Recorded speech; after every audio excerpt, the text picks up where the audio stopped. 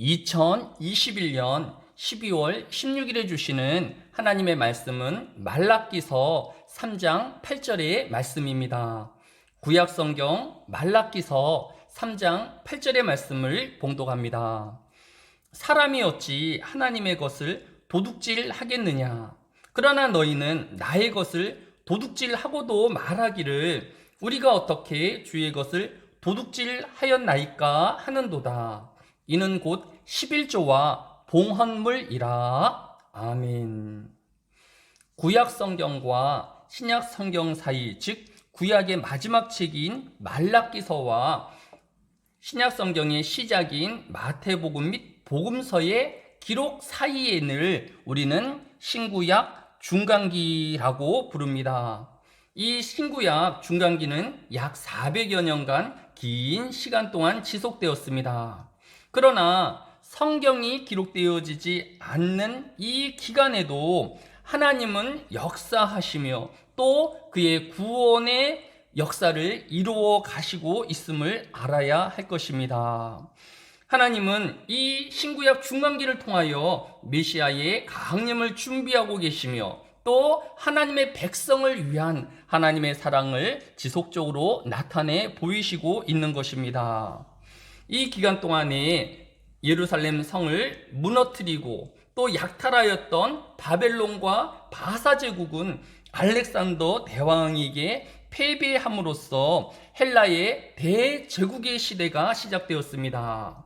이 알렉산더 대왕은 애굽의 알렉산드리아라는 도시에 헬라 제국을 대표하는 큰 도시를 건설하고 도서관과 또 학문의 도시로 성장시켰던 것을 볼 수 있습니다.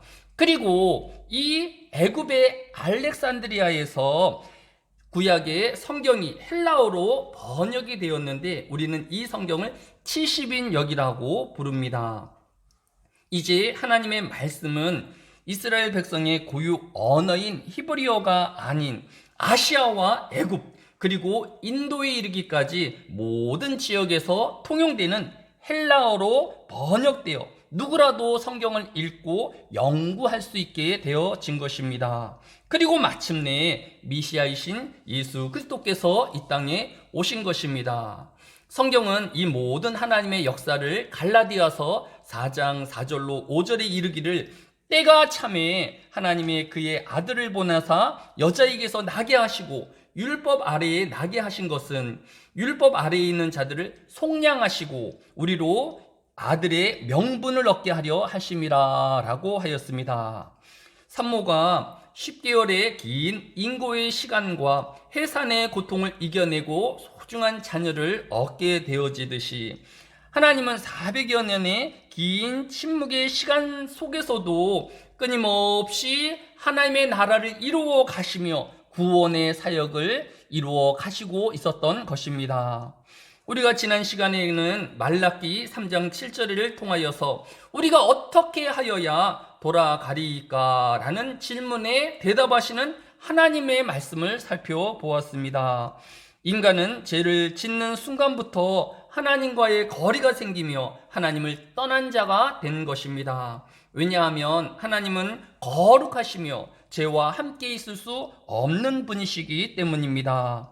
그래서 메시아이신 예수님의 길을 준비하고 또 평탄케 한 세례 요한은 마태복음 3장 1절로 2절을 통하여 세례 요한이 이르러 유대의 광야에서 전파하여 말하되 회개하라 천국이 가까이 왔느니라 라고 전파함으로 이스라엘 백성이 죄를 회개하고 하나님께로 돌아오기를 외쳤던 것입니다. 이제 부활하신 예수 그리스도께서 하늘 보좌의 우편으로 승천하셨습니다. 이제 다시 재림의 그날까지 우리는 날마다 우리의 죄를 회개하며 하나님의 긍휼과 또 하나님의 사랑을 기다리는 자가 되어야 할 것입니다. 또 현대인들의 우상인 3M 즉 머니, 머신 그리고 미디어를 하나님보다 더 사랑하고 의지하는 우상 숭배에서 벗어나야 할 것입니다. 결코 돈이 또 기계가 또 미디어가 우리에게 영원한 행복과 기쁨을 가져다 줄 수 없기 때문입니다. 이제 오늘 본문인 말라기 3장 8절에 그러나 너희는 나의 것을 도둑질하고도 말하기를 우리가 어떻게 주의 것을 도둑질하였나이까 하도다라고 하였습니다.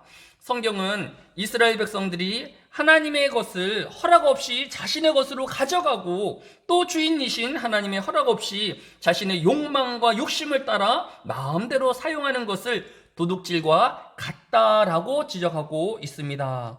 그것이 바로 하나님께 드릴 11조와 봉헌물이라고 하였습니다. 시편 24편 1절에 따르면 땅과 거기에 충만한 것과 세계와 그 가운데 사는 것들이 다 여호와의 것이로다라고 하였습니다. 또한 요한복음 1장 1절로 3절에 이르시기를 태초에 말씀이 계시니라 이 말씀이 하나님과 함께 계셨으니 이 말씀은 곧 하나님이시니라 그가 태초에 하나님과 함께 계셨고 만물이 그로 말미암아 지은 바 되었으니 지은 것이 하나도 그가 없이 된 것이 없느니라 라고 하였습니다. 그럼에도 요한복음 1장 10절로 11절에 이르기를 그가 세상에 계셨으며 세상은 그를 말미암아 지은 바 되었으되 세상이 그를 알지 못하였고 자기 땅에 오매 자기 백성이 영접하지 아니하였으며 라고 하였습니다. 하나님은 이 세상과 우주를 창조하신 창조주이십니다. 그리고 이 세상은 예수 그리스도로 말미암아 지은 바 되었다라고 성경이 교훈하고 있습니다. 따라서 이 세상에서 그 어느 곳도 다른 사람의 소유가 되어질 수 없으며 오직 하나님만이 이 세상의 소유주가 되시는 분이십니다. 성도는 먼저 하나님의 소유하심과 또 하나님이 주인 되심을 고백하는 자가 되어야 할 것입니다. 시편 33편 18절 이하에 보면 여호와는 그를 경외하는 자 곧 그의 인자하심을 바라는 자를 살피시고 우리는 여호와를 바라며 그는 우리의 도움과 방패시로다. 우리 마음이 그를 즐거워하는 것은 우리가 그의 성호를 의지하였기 때문이로다 라고 하였습니다.